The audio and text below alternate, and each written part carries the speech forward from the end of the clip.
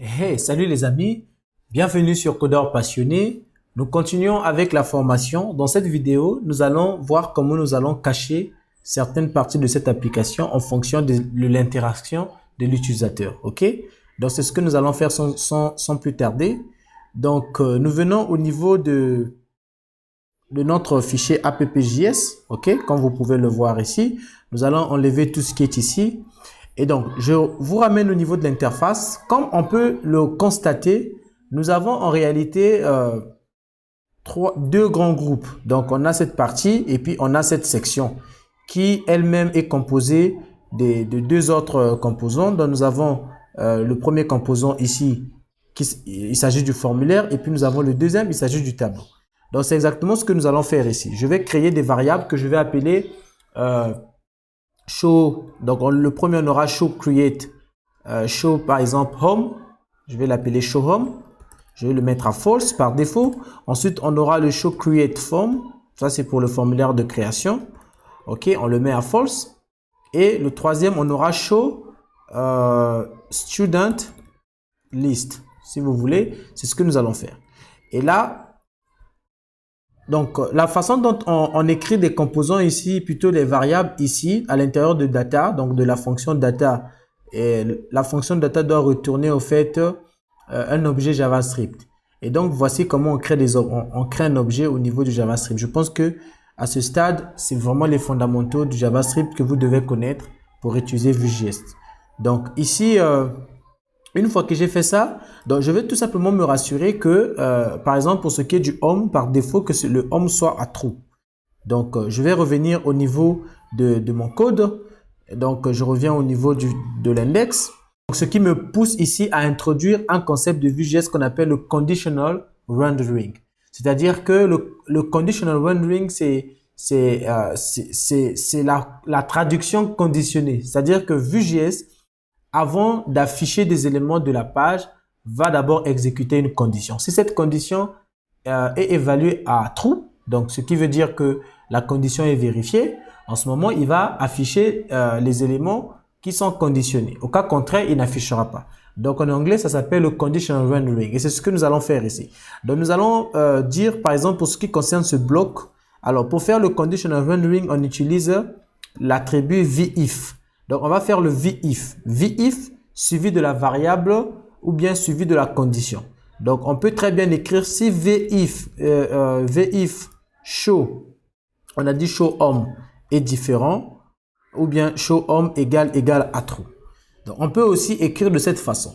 Mais étant donné que nous travaillons avec des booléens et on sait que lorsque nous avons une valeur booléenne, ok, au niveau des conditions, nul n'est besoin de mettre encore à true.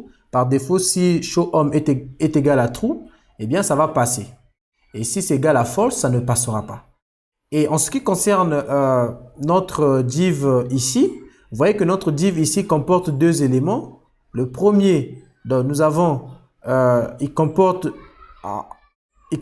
au fait deux éléments. Donc nous avons le formulaire, comme vous pouvez le voir ici. Hein, le premier élément, nous avons le formulaire et le deuxième élément, nous avons le tableau. Donc, nous avons deux éléments ici. Donc, pour que tout ce bloc s'affiche, eh bien, on a besoin à la fois que le show create form, on a besoin à la fois que l'un d'entre eux soit visible. Donc, c'est-à-dire que qu'on ait soit un show create form qui est à true ou bien un show student list qui est à true. Tout simplement. Donc, je vais ici le dire, écoute, pour ce qui est de ce bloc, tu vas l'afficher à une condition. Que le show create form soit à true ou bien, donc on peut tout simplement faire ça, ou bien le show student list soit à true. Donc en écrivant de cette façon, hein, on pouvait aussi très bien faire de ceci. Et puis voilà, ça revient tout de même. Mais juste pour raccourcir un peu notre code, on peut tout simplement utiliser cette syntaxe qui revient au même. Donc, en le faisant ainsi, eh bien, si on revient au niveau de notre interface, comme vous pouvez le voir ici, j'actualise, eh bien, nous avons en fait notre bloc qui s'affiche, mais les deux autres ne s'affichent pas. Et si je réactualise la page, vous remarquez, on a en fait cet effet, il y a comme quelque chose qui veut s'afficher, et puis qui disparaît par la suite. Donc, si on veut se débarrasser de ce comportement, il y a également une façon de faire. Donc, on va tout simplement dire à notre HTML ici, donc on va dire à Vue.js, écoute, tant que tu n'as pas chargé, tant que tu n'as pas évalué l'ensemble des logiques, ne charge pas encore les éléments sur la page. Ce n'est qu'une fois que tu les as évalués, que tu es sûr exactement de ce que tu dois afficher au niveau de la page, que tu dois afficher. Donc, c'est ce que nous allons faire avec Vue.js. Nous allons tout simplement au niveau de notre body, ici, là où nous avons défini le ID app, et nous allons... alors, on va pas le faire directement au niveau du body, donc je vais prendre tout ceci et je vais mettre un div. Donc, je vais ajouter tout ceci à l'intérieur d'un div. Et je vais déplacer mon body ici. Je vais le mettre là. Et on va ajouter cette tag. Donc, vclock. OK? Vclock, c'est un attribut, au fait, qui va dire à Vue.js, écoute, lorsque tout est bien chargé et que tu as vérifié toutes les conditions, tu as traité tout ce qu'il y a à traiter, eh bien, en ce moment, tu peux maintenant afficher cet élément-ci. Donc, en le faisant ainsi, si j'enregistre, je vais récupérer ce vclock et je vais créer un style au niveau du app ici et je vais lui dire, écoute, lorsque tu verras un attribut vclock, j'aimerais que tu fasses un display null. OK? Donc là, automatiquement, il va corriger au fait ce comportement. Nous avons une erreur de typo ici. Donc, on va enlever le C. Et on va faire de même ici, on va enlever le C. Donc, si on revient ici, j'actualise, vous remarquez que nous n'avons plus ce comportement bizarre qui est ici. Donc là, comme vous pouvez le voir, si je reviens au niveau de mon app.js, là où nous avons notre objet Vue.js, donc jusqu'ici, les amis, c'est tout ce que nous avons écrit ici. Donc, si je change home, je le mets à false et que je mets par exemple le create form à true, comme on peut le voir ici, nous aurons notre formulaire qui s'affiche bien. Donc ici, ce que nous voulons, c'est que lorsque le show create form est à true, eh bien que le formulaire soit visible, et lorsqu'il n'est pas visible et que c'est le tableau, ben c'est le tableau qui soit visible. Donc c'est ce que nous allons faire. Nous allons faire la même chose au niveau de notre index ici. Donc on va rapidement venir dans le main, on va chercher rapidement notre premier bloc. Donc ici nous avons la liste des étudiants, c'est le tableau. Et ici, nous avons notre formulaire de création. Donc, on va également ajouter un vif. Et ici, la condition, c'est le show create. Donc, voilà, les amis, comment on peut rapidement cacher les éléments en fonction. On peut cacher les éléments de notre page sur la base de l'état de notre objet. Donc, selon que les variables changent d'état, on peut également changer ce que nous voulons afficher au niveau de notre interface. Donc ici, on va prendre le show student list. C'est ce que nous allons mettre ici. Et lorsque je reviens là, vous remarquez que nous avons notre formulaire qui est affiché. Pourquoi le formulaire est affiché? Ben parce que le show create form est à true. Si je le mets à false et que je mets la liste à true, vous allez remarquer que ici, c'est le tableau qui s'affiche. Donc les amis, nous avons déjà là un système qui marche. Donc on peut cacher les éléments. Donc ce que je vais maintenant faire à présent, pour permettre de telle sorte que ces valeurs changent dynamiquement, non pas qu'on vienne à tout moment changer les valeurs ici, je vais ajouter de l'interaction derrière les boutons accueil et gestion des étudiants. De telle sorte que lorsqu'on clique sur accueil, eh bien c'est la partie accueil qui s'affiche. Lorsqu'on clique sur gestion des étudiants, eh bien c'est la partie gestion des étudiants qui s'affiche. OK? C'est ce que je vais faire tout à l'heure. Donc pour le faire, voici ce que je vais faire. Je vais créer des méthodes qui vont permettre de changer également, de changer la valeur de ces variables ici. Donc, je viens ici pour créer les méthodes. Alors, je vous ai présenté au tout début comment on fait. Donc, on va créer un attribut ici, la méthode, et je vais créer donc mes fonctions. Les fonctions ici, je vais les créer de manière à ce qu'elles soient beaucoup plus lisibles. Hein, je vais les nommer de façon à ce qu'elles soient lisibles. Donc, ici, je vais créer une fonction que je vais par exemple appeler go to home. OK? On comprend très bien que c'est lisible. Donc, c'est une fonction. Si vous voulez, on peut utiliser les array functions. Alors, je sais pas qu'est-ce qui se passe. Voilà, on peut utiliser les array functions. Donc, c'est une fonction qui va faire quoi? C'est une fonction qui va tout simplement dire these. Donc, lorsqu'on veut accéder aux variables que nous avons définies dans le data, on utilise le these. Donc, on va lui dire, écoute, tu vas tout simplement prendre le these et puis tu vas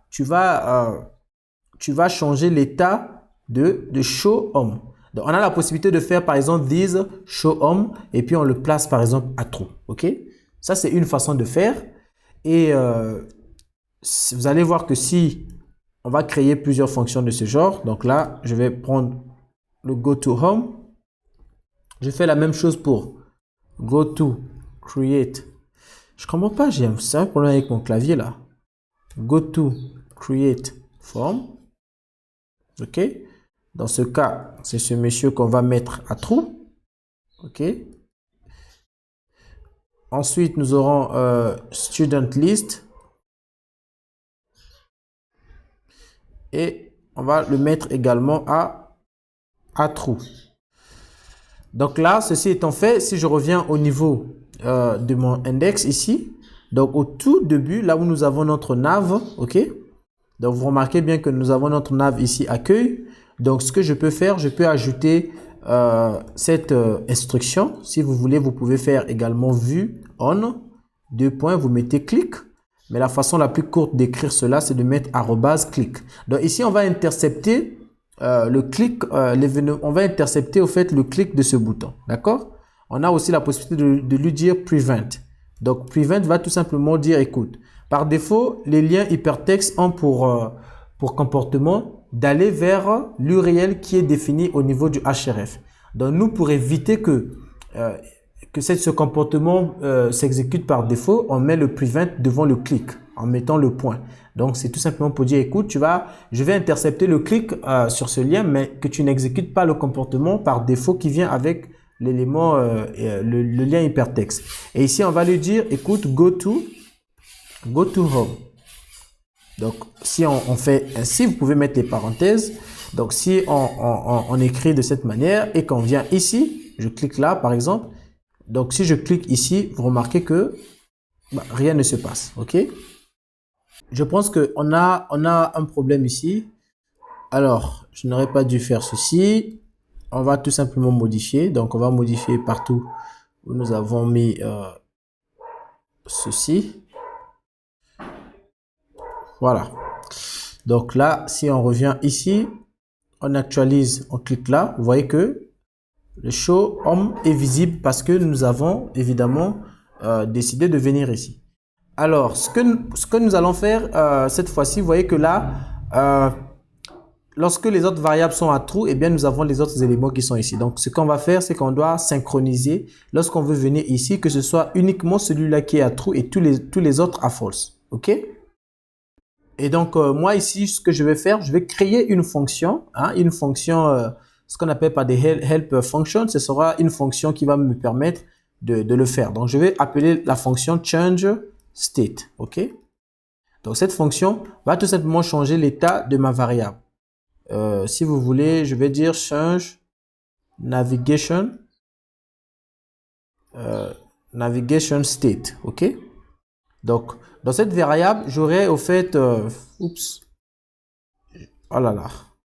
Donc, j'aurai le this show create form que je vais mettre à false. J'aurai le this show home que je mettrai à false également. Donc, je vais tout réinitialiser à false. J'aurai le show student list que je vais également mettre à false. Et juste après, je vais faire un switch. D'accord? Le but, c'est quoi? Le but, c'est quand j'appelle cette fonction, il réinitialise toutes les autres variables à false. Et puis, en fonction de là où c'est appelé, eh bien, on va choisir quelle est la variable qui sera disponible. D'accord? Donc, cette fonction, normalement, doit récupérer une valeur. D'accord? La valeur, c'est, on va le dire, le destination. OK? Donc, pardon, je mets $. Je suis habitué avec PHP. Donc, ici, on va dire, selon la valeur de la variable destination, si la variable destination, par exemple, est égale à home, OK? Donc, si c'est égal à home, dans ce cas, bah, qu'est-ce qu'on va faire? Dans ce cas, tu vas faire show home, tu le mets à true parce que c'est le home. OK? Et dans le cas où c'est pas home, eh bien, on va faire pour chaque cas, vous avez deviné. Donc, ici, on va dire create. Et puis, ici, on va dire list. Donc là, show create form. Et puis ici, show student form. Et par défaut, bah, c'est le show home qui sera à true. OK? Donc là, rapidement, nous avons notre fonction ici. Donc ici, au lieu de dire show create form, ici on va lui dire create. Donc go to create form, on va appeler la fonction change navigation state. Dans cette fonction, on l'appelle avec le this. Pourquoi? Parce qu'on récupère l'instance que nous avons créée ici et puis on accède à cette fonction. Donc c'est comme ça que vous accédez aux fonctions, aux méthodes que vous créez à l'intérieur de cet attribut méthode. C'est comme ça que vous accédez aux autres méthodes lorsque vous êtes à l'intérieur d'une autre méthode. Donc ici, on va faire la même chose. OK? On va faire la même chose ici. On va dire list. OK? Et on va finalement faire ici, on va dire home. Donc les amis, en ayant fait de cette façon, de cette manière, nous allons naviguer au fait en fonction donc de là où l'utilisateur va cliquer. Donc si je reviens ici par défaut, comme vous pouvez voir, on va tout simplement remettre ici à false, partout ici à false. Donc par défaut, nous n'avons rien au niveau de notre page. Donc on va régler ce comportement. Nous allons dire à Vue.js, écoute, lorsque tu charges le composant, donc on va appeler la méthode mounted. Donc la méthode mounted, c'est une méthode qui est appelée lorsque notre composant est monté au niveau de notre interface. OK? Donc on va lui dire, lorsque tu as fini de monter le composant, tu appelles la fonction change state et tu vas par défaut tu vas le mettre à home. Donc par défaut, lorsque le composant est monté, eh bien le bloc qui va s'afficher, bah, c'est le bloc home. Donc si on revient ici, vous voyez que par défaut, lorsque je recharge la page, par défaut, c'est ce monsieur qui est appelé. J'aurais pu simplement donner un trou ici et puis me débarrasser de cette méthode. Mais bon, c'est toujours mieux de gérer ça de cette façon. OK? Donc voilà les amis, là nous avons déjà notre accueil qui fonctionne. Nous allons aussi gérer la liste des étudiants. Donc lorsqu'on clique sur la liste des étudiants, on a le bouton Go to List. Alors on va créer ici, on va créer par défaut. Donc quand on va lui dire Go to List, eh bien c'est liste qui sera affichée et c'est ce monsieur qui sera affiché. D'accord. Donc on va juste récupérer cette méthode. On revient au niveau de index. On va regarder le bouton gestion des étudiants. On va lui dire, quand on clique sur ce bouton, attention, on annule le comportement par défaut du navigateur. On appelle cette fonction GoToStudentList. On enregistre. Lorsqu'on revient ici et lorsqu'on clique ici, vous remarquez par défaut, c'est la liste qui est affichée.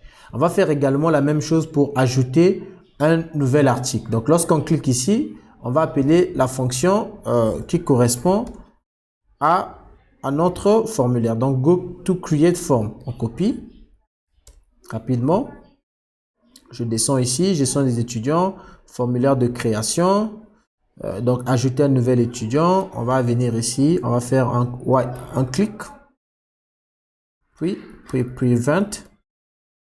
Et on va appeler la même fonction ici. Donc, vous voyez que après, c'est vraiment très simple. Donc, on est là, on clique ici. Lorsqu'on clique là, vous voyez que c'est le formulaire qui est visible.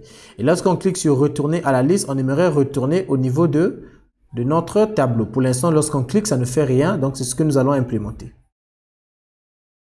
Donc, on va descendre au niveau de notre formulaire ici.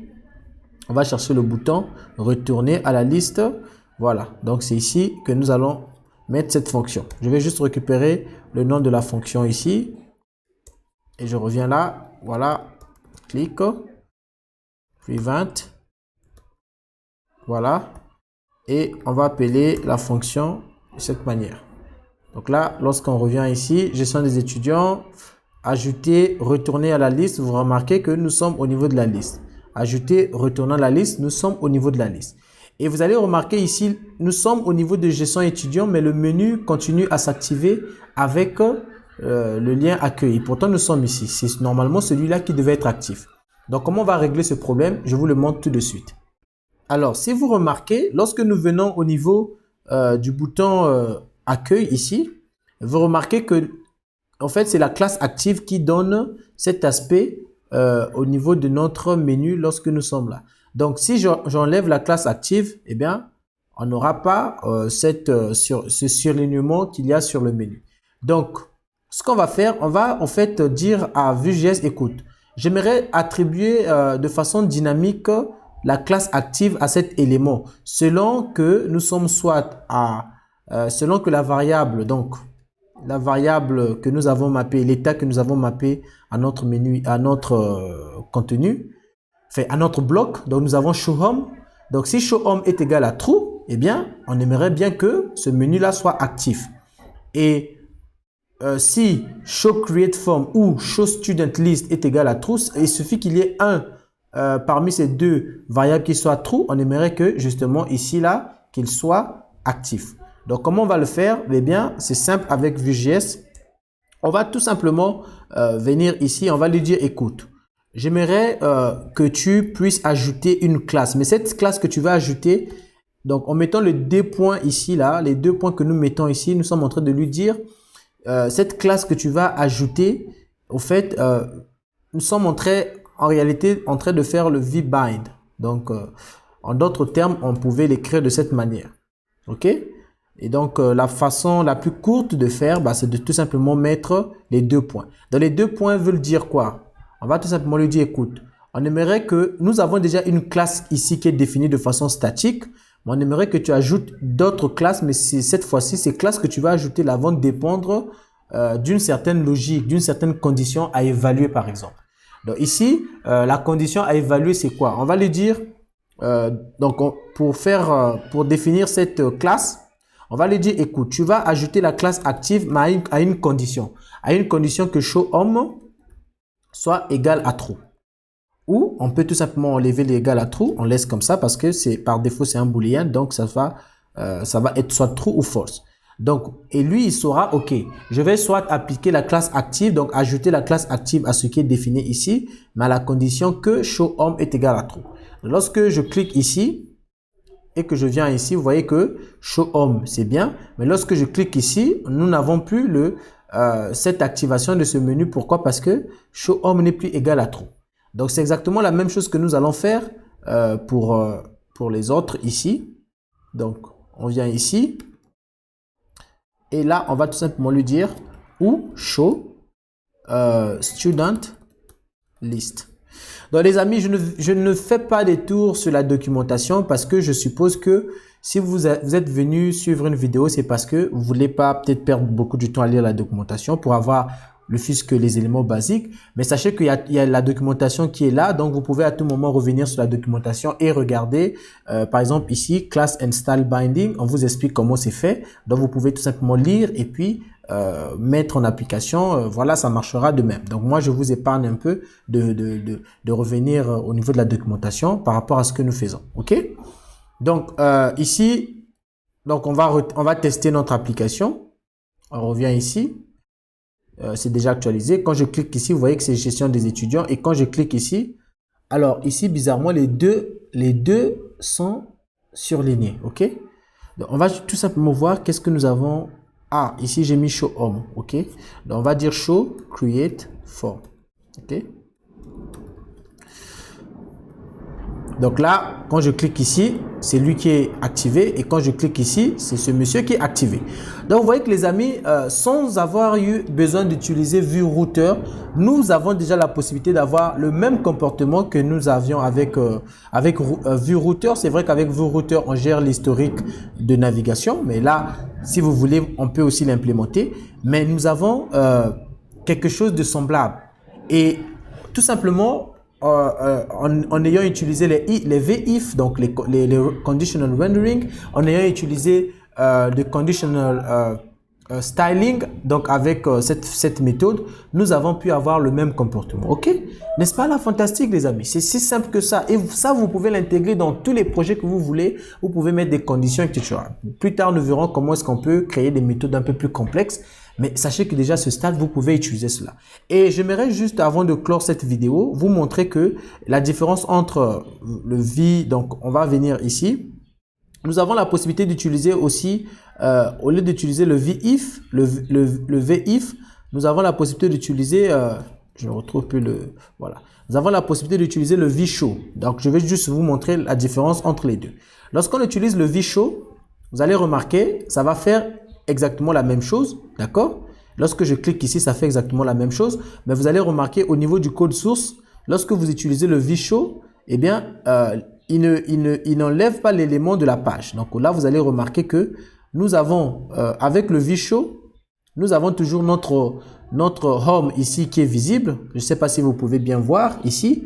Dans le CRUD Manager, au fait, CRUD Manager, c'est tout ce bloc-ci, d'accord? Où nous avons écrit CRUD Manager.